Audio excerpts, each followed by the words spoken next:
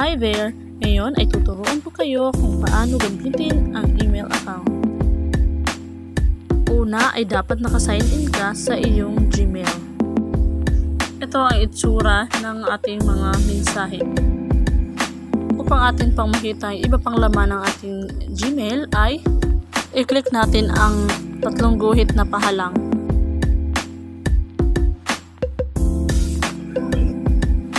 So dito ay makikita natin ang iba't ibang laman ng search mail.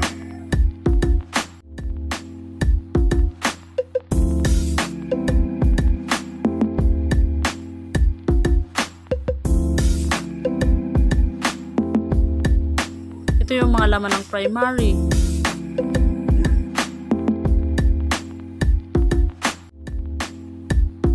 Sa social, ito yung mga laman. At ang starred. Okay, sa starred ay dito ang mga importante. Ini-stara natin yan para makita natin kasi importante yan. Snoozed. Okay, so sa akin ay wala.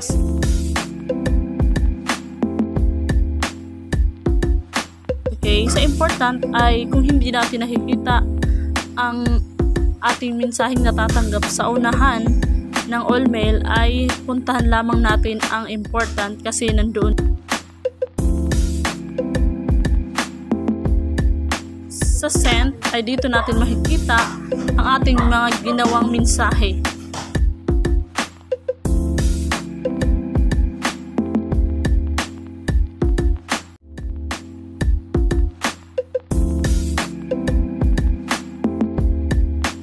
Sa outbox ay dito nakalagay kung meron tayong na-send na hindi nag-send, so sa outbox siya nakalagay.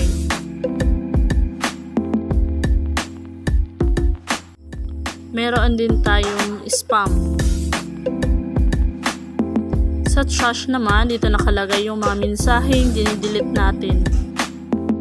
Makikita rin natin dito ang calendar. May contacts at may mga settings. So sa setting ay dapat maging maingat tayo. Basahin natin ng maayos, huwag natin i-click lang, baka magkamali tayo at ma-erase ang ating mga mensahe. Ngayon ay gagawa tayo ng mensahe or magko-compose. Okay, so may nilagay na tayo to, kung kanino mo ipapadala, ang subject, kung ano ito ay ang compose mail naman ay kung ano yung i-email mo. File lang. Pumunta ka sa iyong disk or sa iyong storage.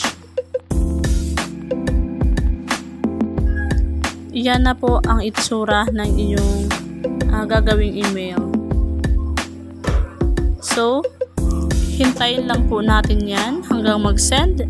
So, para ma-check natin kung na-send siya, ay tingnan natin sa send kasi nakalagay na doon kung nakasend ba talaga ang ating mensaheng ipinadala. Hanggang doon lamang po. Hope you learned something.